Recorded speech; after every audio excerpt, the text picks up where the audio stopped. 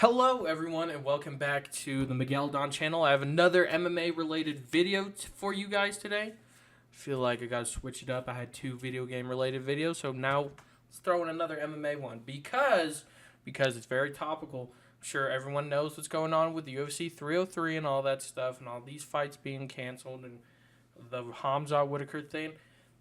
I was gonna talk about that, but I decided why not switch it up a little bit. Let's talk about something different, but also kind of related. As you can tell by the title of this video, UFC fighters I hate to love. Most people are like, my top 10 favorite, my least favorite. How about the ones in limbo? The ones that are like, we love them, but we hate to love them. You know what I'm saying? Anyway, let's get into this list. Starting with someone who is kind of responsible for what happened with the announcement of UFC 303. It is Mr. Conor McGregor. I don't know why that didn't pop up, but anyway, now it popped up. Anyway, culprit number one, Mr. Conor McGregor. Reasons why I hate to love him. He's controversial. He has done a lot of bad things. The bus thing, the potential sexual assault thing. Multiple sexual assault things, I'm pretty sure. He pulled out of UFC 303. And as we all know, he seems to talk too much and rarely fights. Conor hasn't fought since he injured himself, like 3 years ago against Poirier? Which is okay. He was healing from an injury. We all get it. And, his reason for pulling out, he was injured. He didn't want another Poirier situation where his leg broke. I know he went into that fight with a broken leg, I think. He had like microfractures, and then he just broke the whole thing when he leg kicked Dustin or some shit, when Dustin blocked it with his elbow or some shit. So you know what? Fair play to him. This is the first time McGregor's ever pulled out of a fight. It's okay. You know what? Maybe I'll forgive him. But I feel like the return of the notorious Conor McGregor is that much more likely that it's not going to happen. So, it's okay. He had a good run. McGregor's never coming back. I'm not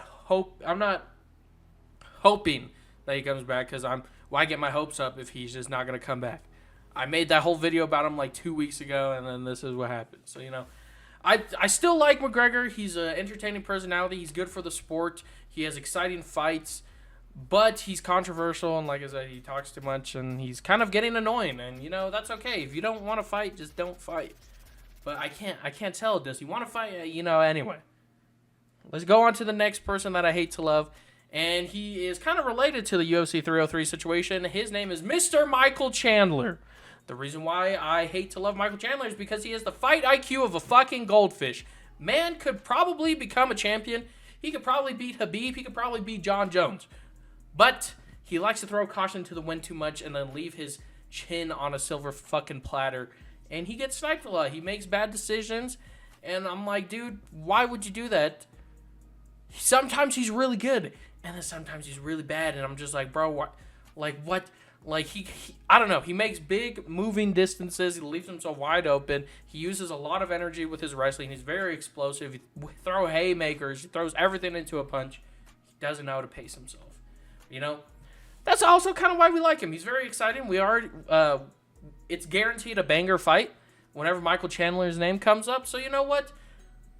That's why we hate to love him. You know what I'm saying? It's just really annoying being a fucking Michael Chandler fan because you were like, man, this man could be champion, but he's on like a 3-fight losing streak. But, he's fought dog, so it's all right. And also another thing, he kind of wasted his career waiting for McGregor. Like, dude, come on. He was talking about Islam the other day or like on Twitter or something. He was just like, oh, I'm coming for you, champ. No, you ain't, bro. You waiting for your payday, bro. And he has all the he has all the skills to beat Islam Makhachev, but he wants to get that red panty night, and that is okay. Get your money, man. If it's guaranteed you're gonna fight McGregor, fuck it. Is it guaranteed? Homeboy pulled out. You fucking been waiting like 2 fucking however many years. So is it really guaranteed? I don't think so. But we still love Michael Chandler in this house. So anyway. On to our next person. Kind of forgot who it was. But anyway, Israel Adesanya, someone who's a very big personality who has taken some time off recently, which I feel like is very integral to his career. He's been very active. That's a reason why we love him. He was a very active champion. Sure, his fighting style was very point system. Let me leg kick you from distance. Let me choose the path of least resistance and not injure myself so I could keep fighting. We love it. We love active champions, but also he's kind of cringe. And a little bit weird. Frozen like Elsa, bro, you really thought that was a bar? The only reason why I kind of give it to you is because it was kind of funny, and it's like a meme now. He has incredible fights, like when he slumped Pereira, Kelvin Gastelum, slumped Paulo Costa. He's a good fighter. It's just, I don't know, he doesn't use his skills. He uses them, but the bare minimum. He likes to keep distance and point fight to a victory. But he doesn't take a lot. He doesn't sustain a lot of damage. So I guess it's smart. And like I said, he's a little bit weird. He did that things with his dog. I don't know. Well, why would you post that on Instagram Live? Anyway, on to the next person. Someone who has recently talked with Israel Adesanya, and that man is Jamal Hill. He was talking to Adesanya about how the strategies against Pereira. Reasons why I fucking hate this man is because he's off the copium, bro. This man is like, oh man, bro, I was checking if Pereira was good, bro. You see him give a thumbs up, they touch gloves, and Jamal Hill throws the first punch. Pereira just moves his head off the center line and catches Jamal Hill with his left hook. Bro, you lost. It's okay. The reason why I like him is because he's a dog. He kind of got that dog in him. He has some pretty good fights. He had a good fight against Glover Teixeira. Took that shit on short notice. Fuck yeah, that man's a dog. And he's a former champion. He just unfortunately got the curse. The light heavyweight curse. It happened to Yuri Prohaska, and it happened to Jamal Hill. That's okay. Now we got an active champion, Mr. fucking Alex Pereira, who saved the UFC 303 card. Him and Yuri Prohaska, some of my favorite fighters of all time, actually. Not even just right now, of all time. Those guys are dogs. They're down to fight whenever. And Jamal Hill's like that too. Right after he lost to Pereira, he was going to fight Khalil Roundtree, but then he injured himself. I'm not going to dog on him. That was a quick turnaround. I could see why he would injure himself. That's too much. You just got in a fight, bro. Training camp fight and then another training camp, bro. Take like a couple months off, okay? Heal up. Now he's gonna have to heal up, and then you won't be compromised.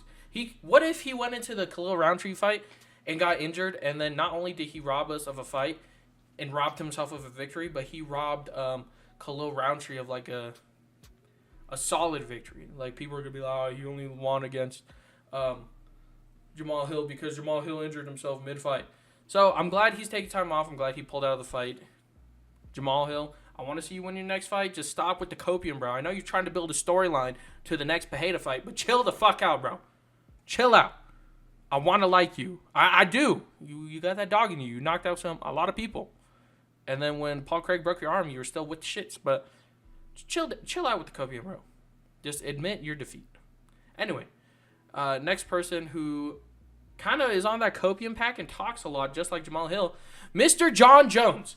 Homeboy is arguably the greatest fighter of all time, and it's really annoying because we want to see him fight the greatest fighters currently, but he wants to fight fucking Stipe Miocic, and he's actively ducking Tom Aspinall, who's the rightful contender for the fucking heavyweight belt. And also, he's controversial as hell. We all know about the steroids. We all know about him putting the beats on his wife. We all know about him crashing into that fucking pregnant lady. But he's just a controversial person, and it's really hard to like him. Like I said, he's arguably the greatest fighter in history. And it sucks because he does all these controversial things. Steroids, terrible person. And also weirdly, he was weirdly sexual to that one comedian. Bro, chill the fuck out. What is wrong with you? But anyway, and also he talks a lot on Twitter. Twitter is his favorite fucking app, dude. Homeboy is mentioned loud, bro. My resume way better than Aspinall. And Aspinall's like, I'm not talking about resume, bro. I'm currently the number one contender and you're the champion, so technically I should fight you. And that makes sense. I get it, Jon Jones wants to fucking fight Stipe, greatest heavyweight of all time, but Stipe hasn't fought in 3-4 years, however many fucking years he's fought. And he got slumped by Francis Ngannou, who just recently got slumped. So is that really an exciting fight? I thought so. When it was first announced, I was just like, all right, get it out of the way. Maybe Jon will fight Aspinall. But then Jon got injured. And he's been out for fucking ever. and now they're just going to rebook the Stipe fight. They're like, it would be disappointing for Stipe to fight anyone, whatever Dana White said. But then fucking Stipe is just like, hey, once I beat Jon Jones for the belt, let's talk about unifying those belts. Bro, just fight Tom Aspinall for the rightful contender to fight Jon Jones. Now I'm getting mad at Stipe, but Stipe is one of my favorite fighters of all time once again. Very underrated fighter. I feel like people didn't give him the flowers he deserved. Greatest heavyweight ever. That video for another time. But anyway, Jon Jones, it's really hard to fucking like you, man. Like, come on, dude. Like, I'm like, I have to appreciate Jon Jones in private, or else I'll get judged by everyone. But, you know, understandably so, homeboy is, I don't know. On to the next person. I don't even remember who's the next person. Anthony Smith has a history with Jon Jones. I'm remembering all my segues, but I'm forgetting them because I don't write scripts.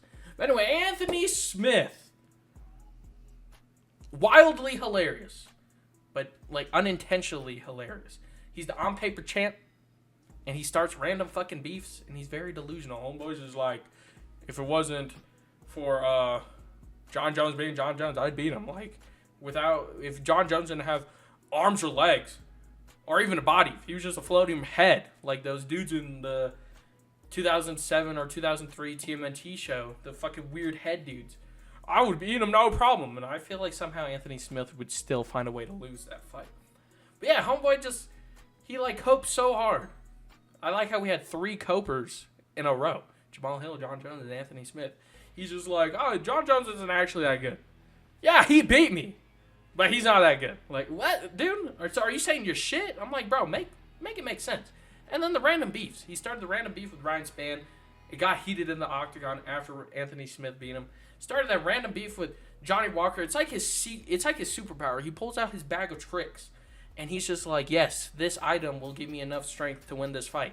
So he makes random beefs. He's like, you tagging my family, bro. You tagging my family. Now you attack my family.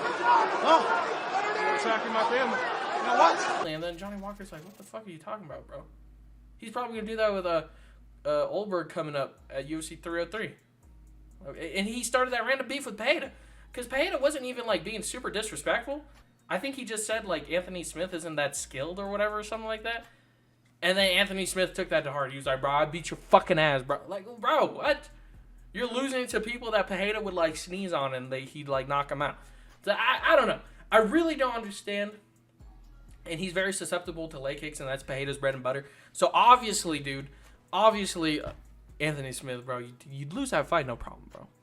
And you've been through a lot of wars, bro. You've taken a lot of damage. So, it's okay. It's okay. Anyway, on to the next fighter. Like I said, I don't remember. I'm forgetting all my segues. I practiced this. Paddy Pimblett, a delusional fighter as well, like right there. Man lost to Gordon and barely beat Tony, but homeboy thinks he's with the shits, bro. He's not even ranked yet, I don't think. Yeah, he's definitely not ranked. I think his fight to get into the rankings is Bobby Green that's coming up. I would love to see that fight. The fight's going to be awesome. It'll actually be a test for Paddy. But he's not the new cash cow. No one really fucking cares about him after that Jared Gordon fight. Homeboy, he was like, that was a close fight, bro. I coasted in the 3rd round. No, you didn't, bro. You kind of got your ass beaten the second. No, it was the 1st and 3rd round. 2nd, I would give it to Paddy. But yeah, homeboy is he's bordering annoying because he accepted the Moicano call-up but then fights Bobby Green. But I think Moicano's higher in the rankings than Bobby Green, so clearly he didn't want that fight. He's like I said, he's slowly going up. And I respect that. He's testing himself. You know, he has some good performances. He's showing progress and skill, but once again, kind of annoying. Like, bro, come on. I know he's trying to be that cocky personality because being a personality sells, but, you know, kind of annoying. I think I remember the segue. I don't remember. I remember who it is. And he's also kind of, I wouldn't say he's delusional, but he's kind of annoying. Mr. Belal Muhammad. Mr. Remember the Decision. Let's go.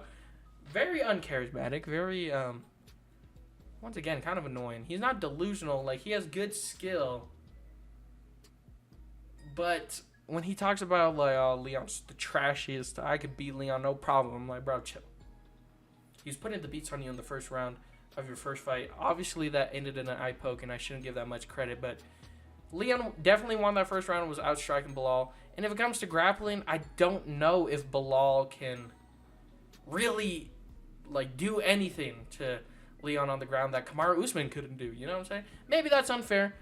MMA math doesn't always work, as we all know. But, you know, like, come on, dude. And, like, I like Belal Muhammad. Trust me, I like him. It kind of hurt me to put him on this list because I like him and I feel like he's very underrated. Yes, like, his fight with Stephen Wonderboy Thompson I thought was awesome. I'm like, bro, he's putting the beats on fucking Wonderboy Thompson, bro. He's taking him down and just bop, bop, bop, bop. Gilbert Burns couldn't do that. Gilbert Burns was scared to open up. But yeah, he was like, bah, bah, bah, and then he knocked out Sean Brady, and I'm like, oh, Belal's with the shits. And then he did a good job against a one-armed Gilbert Burns. Sure, it was a one-armed Gilbert Burns, but Belal stuffed the takedown, which led to Gilbert to tear his shoulder, and he, like, outstruck him. And I'm like, yeah, Belal's a skilled fighter. It's just he's not really entertaining. Like, when a casual fan watches it, I'm like, bro, Belal Muhammad's so awesome. They're like, bro, he's doing nothing. I was like, I get it. I can understand their criticism, but I don't. He's still a good fighter. Like, what he's doing is technically sound, and he's like has good IQ, good game plans. But it's really boring, and his personality, he's kind of boring. He like tries to trash talk, but his trash talk isn't good, bro. Remember the decision, bro. People can't remember his name, bro. Anyway, on to someone who's fuck, man. I'm like sad now, but on to the next person. Another person who's kind of charismatic, but also not charismatic at the same time. It's Mr. Sean O'Malley. I say charismatic and not charismatic at the same time because he has quite the following on Instagram for some reason. But whenever he speaks on the mic, he's like the dumbest fucking idiot I've ever seen. Like, with the fucking Sean Strickland thing. Like, what was the comeback? I'm going to play the clip right here because I don't want to say it. At least my dad didn't fuck me. Wait, what do you say? Said at least my dad didn't fuck me. But yeah, what the fuck was that? He's not very good with the words. Like, he has the look like, oh man, this man's gonna, he's a personality. Like, he's crazy. I can't wait to hear what he says on the mic. And then he's a fumbling, bumbling idiot. I'm like, ooh. Okay, but he's technically, skillfully, he's a great fighter. But he's like boring. It's like almost on the level of Belal Muhammad. If anything, I'll put Belal Muhammad over Sean O'Malley because at least Belal Muhammad's made me laugh a couple of times. O'Malley made me laugh when he was shitting on Cejudo. He's like, oh, I told you he was going to counterpunch him. He's like, yeah, it's a fight, you dork. Or who the fuck says dork, dude? Anyway. But yeah, that's my gripe with O'Malley. And he also kind of doesn't fit your typical fighter appearance. Like, when you think of a fighter, you think of like a Chuck Liddell, Jon Jones, Charles Oliveira, Islam Makhachev. Not Sean O'Malley. Not this rainbow-colored, skinny, almost pipsqueak, to quote Lucas Tracy. But, you know, he's a champion. Fuck it. He could beat all of our asses. Who cares if he's a pipsqueak? Man's would put the beats on all of us. Everyone, bro. And also, my last point right there, he did talk about his homie and his wife, I think, on a podcast, and that was a little weird. I'm like, why would you put that out there? Like, I don't know. It's just weird. Maybe people have their own things. They like their own things. If they're okay with it, it's their relationship. But it's a little, maybe a lot of it. Maybe like this weird. Maybe like this weird. You know what I'm saying? But anyway, Sean O'Malley. On to the next one. I forgot what it was. It is. I think he is also the last one on our list, Mr. Paulo Costa. Now you might be like, whoa, what do you mean you hate to love him? Is it because the last performance of Sean Strickland? Yeah, it was boring, but Paulo Costa is fucking awesome. He's always entertaining. No, he's not. He used to be a dog, but then Homeboy stopped fighting. Homeboy, like, used to fucking put the pressure on, like, beat up people like they owe him money, bro. But now he's, like I said, he's more focused on memes and fighting. I think before the Tory fight, when was his last fight? When he got knocked out by fucking Adesanya? And he pulled out of a lot of fights. He pulled out of the Whitaker fight like twice, 3 times before it officially happened. Sure, he did the spinning back kick and like put fucking Whitaker on Wobble Street. But that was it. He got the brakes beat off. And it was funny because like Whitaker kind of was throwing back. Like he was wobbled, but then he started throwing back. You know what I'm saying? Like, he was still there. And then the next 2 rounds, he kind of just beat the brakes off of him. Whitaker was jabbing the shit out of him, straight rights and fucking left uppercuts. Like, homeboy was beating his ass. And that's okay. That's Robert Whitaker. That's probably one of the greatest fighters in the middleweight division. And then the whole Hamza thing, he pulled out. He had staff. That's fair. That's fair. I won't dog on that. But the whole Vettori thing, that was funny, though. So he won a little bit of respect points there. But, like, dude, cut the weight. And, yeah, and then the Strickland performance. Homeboys always talk about knocking people the fuck out, but then he gives that timid performance. Kind of like what he did against Adesanya. Except Adesanya did that because he was leg kicking the shit out of him, and Paulo Costa couldn't do anything about that. He was too busy taunting, like, oh, stick my tongue, yeah, ha, ha, yeah. I'm not even trying, dude. Yeah, you still got your ass fucking beat. And then it took you like 1,800 fucking years to come back to the octagon because you were making more money doing fucking memes and secret juice than you were fighting. So. But he's like, oh, bro, I want to fight. I'm gonna fucking beat the shit out of people. I'm gonna come back to the old Paulo Costa. We'll see, bro. We'll fucking see, dude. Cause you were, and like his record is deceiving. Like leading into the Whitaker fight, he beat old man Luke Rockhold, who I really love. Shout out Luke Rockhold. But he beat old man Luke Rockhold, and then I think he was like 15-2. So casual people were like, oh, Paulo Costa, he's only lost 2 fucking fights, bro. Vettori and fucking Adesanya. This man's fucking awesome. And no. Because you see the people who he knocked out when he was undefeated leading up to Adesanya. It was like Johnny Hendricks, Uriah Hall. But both of these people aren't even in the UFC anymore. They left the UFC like 1,800 fucking million years ago. And then you see his performances, like I said, against Whitaker. He kind of spinning back kick. That's it. What else did he do for the rest of the fight? Tell me. Nothing. He didn't do anything. He got his ass beat by Whitaker. Strickland, what did he do against the fight? Nothing. To be fair, Strickland didn't really do anything either. Luke Rockhold, he couldn't knock out an old Luke Rockhold. Yes. Chinny old Luke Rockhold. Yes, it was an elevation. They both gassed out. But you see how fucking exhausted Luke Rockhold was? He was way more exhausted than Paulo Costa, and Paulo Costa still couldn't knock him out, bro. And then he outweighed Vettori. He couldn't do shit. Vettori is a wrestler, and he outstruck fucking Paulo Costa. Like, what the fuck is that, dude? I don't know. Paulo Costa's funny. I like him. He's funny. He's entertaining. I want to see him fight again. But he's not that dog that he used to be. He's not the dog that had that war with Yoel Romero. He's just not that guy anymore. And it's okay, I guess. I think he made a joke. I don't know if this is for real, but he said he's guaranteed $1 million per UFC fight. Or something like that. Maybe $500K to win, $500K to show. I don't know. But I don't know. Paulo Costa, I still like him. But he's this close from falling off of the love to hate to just being disappointed. You disappoint me, bro. Fuck. But anyway, yeah, that's all I want to talk about today, guys. I wanted to talk about UFC 303, but I'm like, all these other people are talking about UFC 303. Let me try to put a Miggy spin on UFC 303, and I want to talk about McGregor and Chandler. I love to hate those guys for their own reasons, but I don't know if McGregor's ever gonna fight again. I don't know if fucking Chandler's gonna fight. I don't know what's going on with those guys. I want to see that fight, but we'll see what happens. Anyway, guys, thank you for watching. Please like and subscribe. Check out one of these videos right here. You know, if you like what you see, like I said, stick around, subscribe, bro. Anyway, thank you for watching. Have a great rest of your day.